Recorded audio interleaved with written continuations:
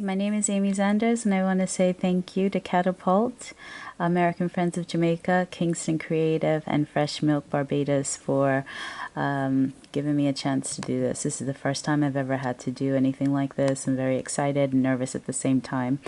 But I'm going to be talking about my work. I'm going to be talking about what I was making and doing before COVID hit, and how that whole COVID and being in lockdown has changed how I work and the themes that I'm dealing with. I'm hoping for the better. I feel like I currently have a better grasp of what I'm doing, where before I felt like I was more floundering. And I believe it had to do with like the reflection and just trusting the processes and being isolated in order to figure it all out.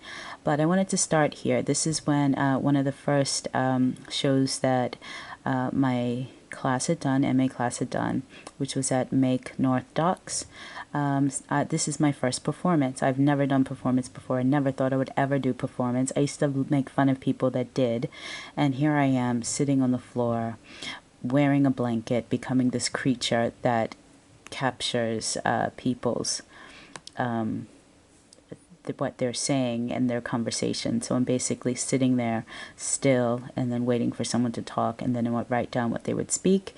So it's more like kind of like harvesting. I know that they use like visual harvesting and things like that when in Bermuda, when they're doing like the, what do they call those? They call it like the community cafes,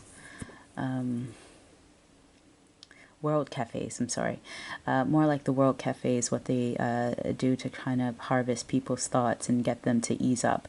So using bits and pieces from when I used to work at Bermuda Hospitals Board, and getting some of that training and using that into my work, but using it in a different way. So it becomes almost ritualistic as opposed to like an HR exercise. I started looking at artists like Nick Cave, and also cultures that would have like the Wilder Man and also the Bermuda Gumbe, to see how their movements and also how they would use these characters in their performances. I've also, with this blanket creature, I've added on to it, and I briefly for a moment called it a goddess blanket, but I don't feel that this character has a gender. It just is, and so I've used it to perform at Crosby Beach here in Liverpool. I went out there in November, barefoot, freezing cold, and used that as a piece that I could project on top of the blanket for a mini installation. So I'm going to show you the video right now, just so that you get a grasp of how I was working before and how I could have possibly morphed into what I'm doing now. Okay, so just hold on a second.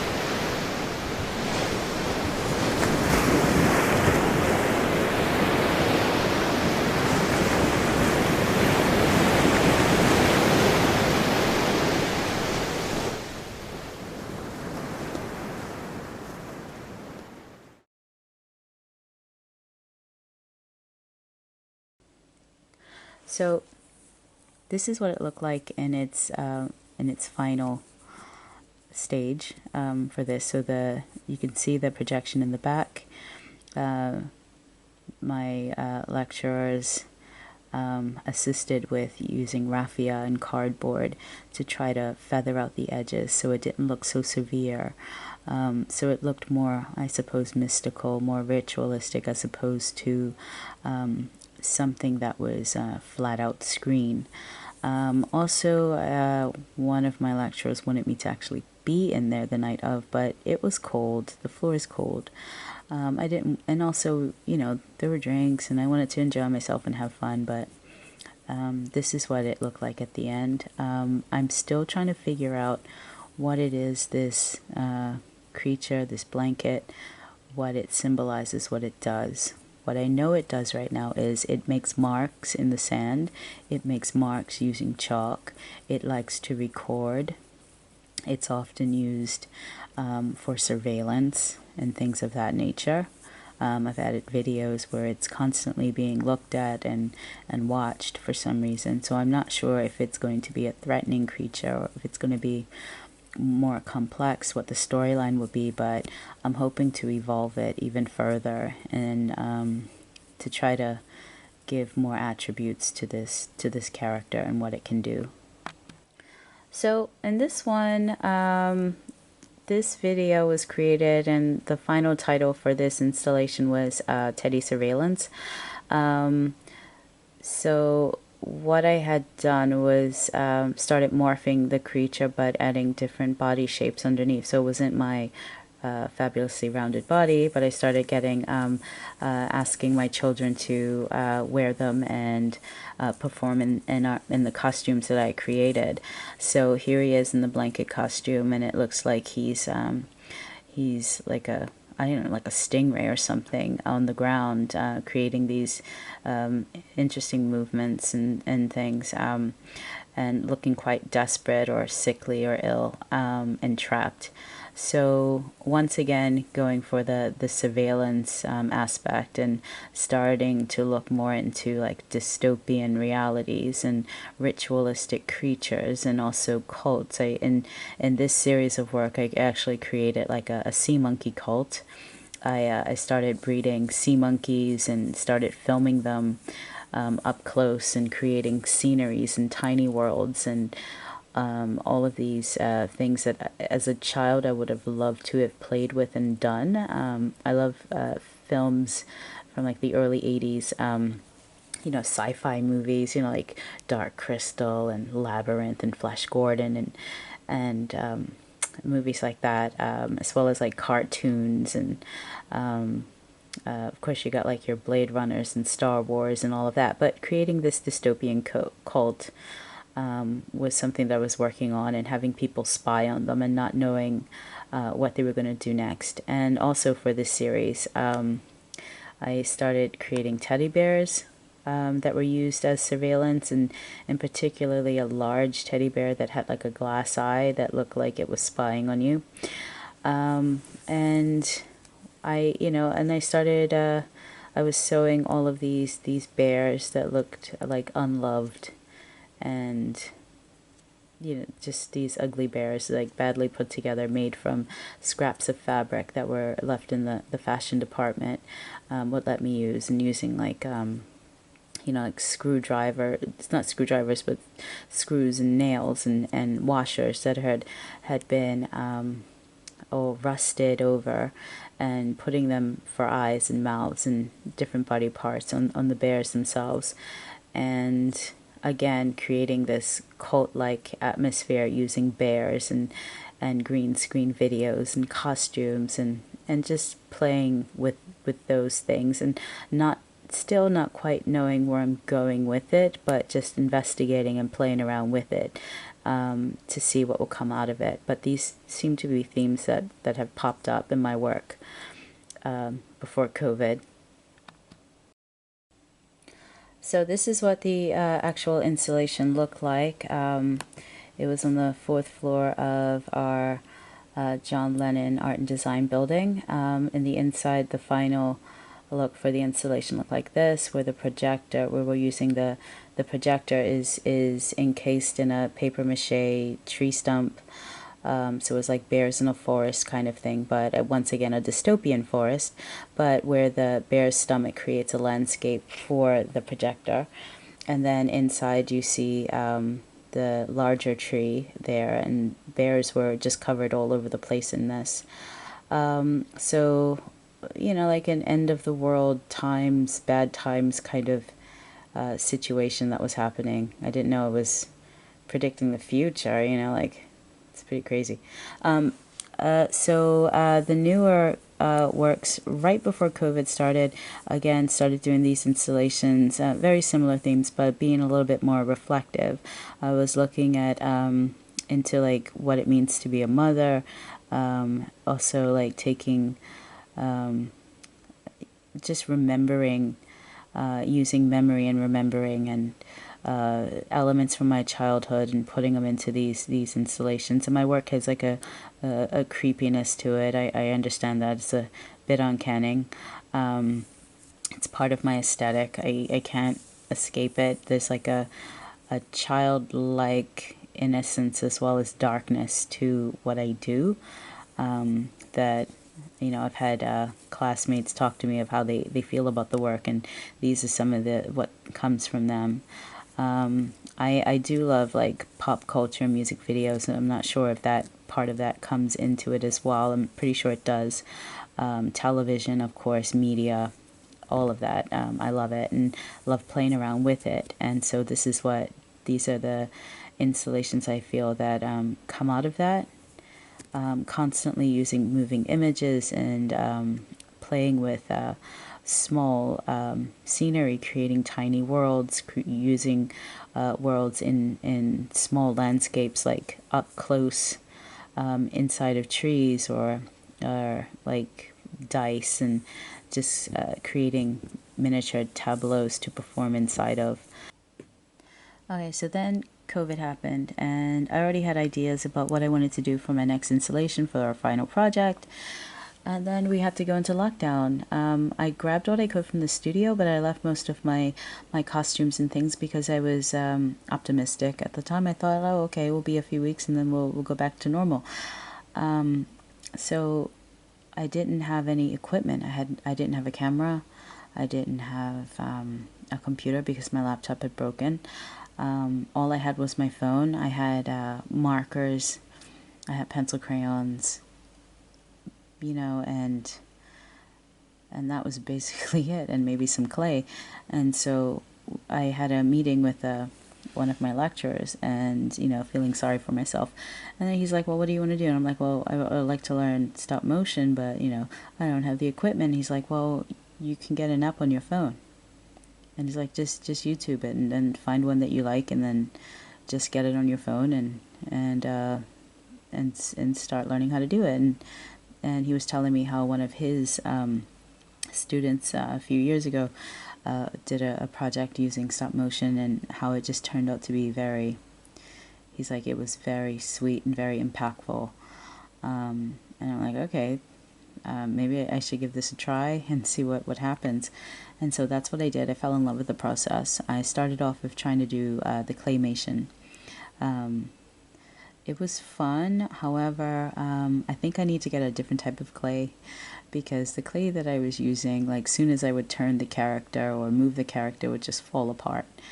But I had fun doing it, and I was able to get at least like 6 seconds of a ballerina moving. So I'm very proud of myself for that. And then I started using like the cutout animation. I've always been fascinated by like Disney's children's movies from like the 60s and 70s, their opening credits where they always had the stop motion.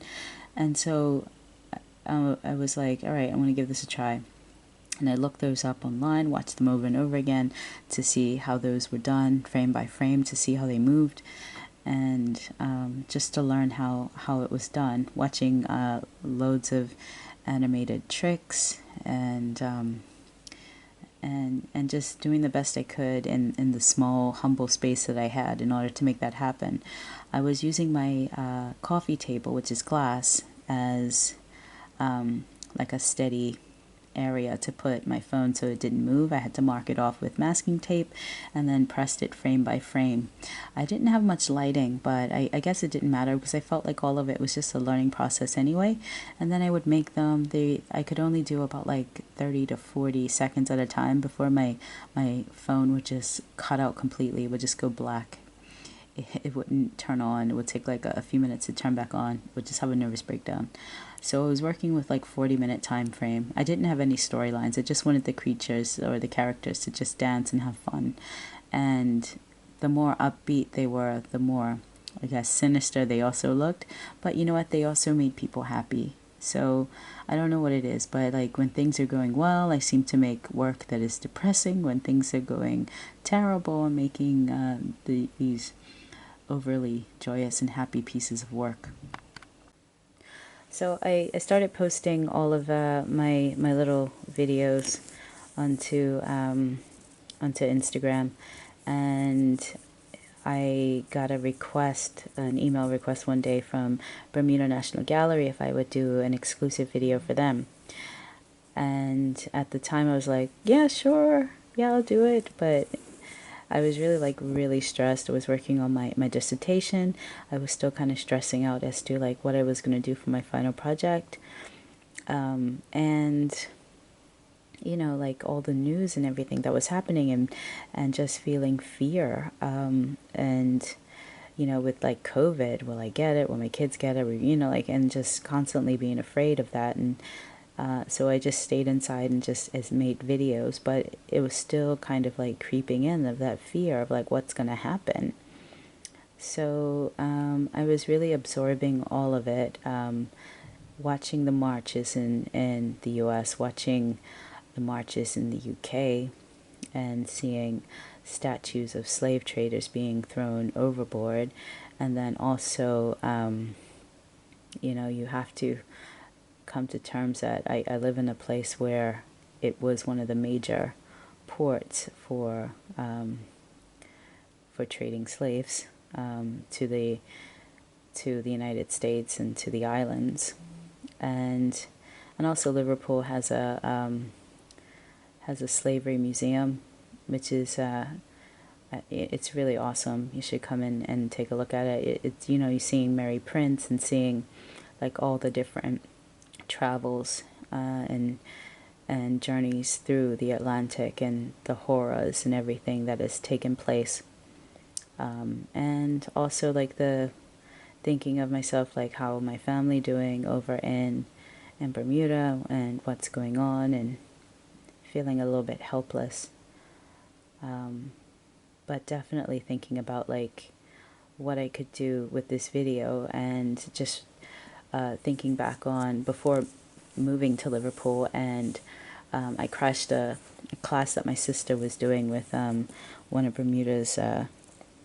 big-time writers and educators, Angela Berry. Angela Berry was putting on had a program, which it was a course on Bermuda literature, or Bermuda in literature, and the first story was The Tempest, and based on you know, and they said like The Tempest is loosely based on the Sea Venture, and the Sea Venture crashed in Bermuda with Sir George Somers, and so trying to make those kind of connections.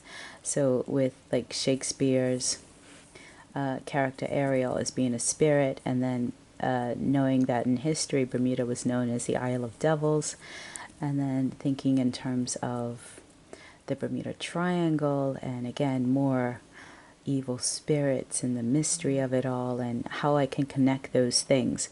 My sister sent me a picture that Sir George Somers drew on his map of Bermuda, and it was like a sprightly, looked like a sprite of some sort, riding a turtle.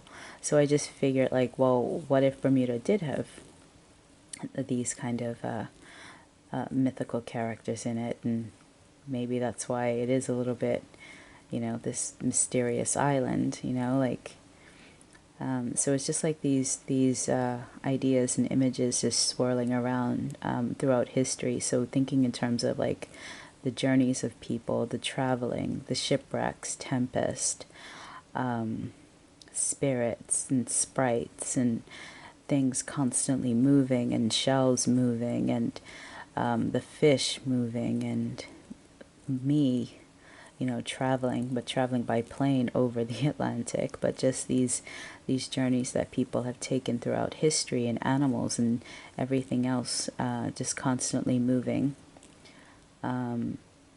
And just the times that we are moving in, and it's just a one big stew. It doesn't really make sense. It's a collage of just feelings. So what I've come to know right now is that what I'm dealing with when smashing these different realities and different ideas, and having nonsensical images, I'm creating feelings, or I'm concentrating more on feelings, which is part of the post-cinematic effect. So it's not necessarily a story, as opposed to trying to get a feeling out of people.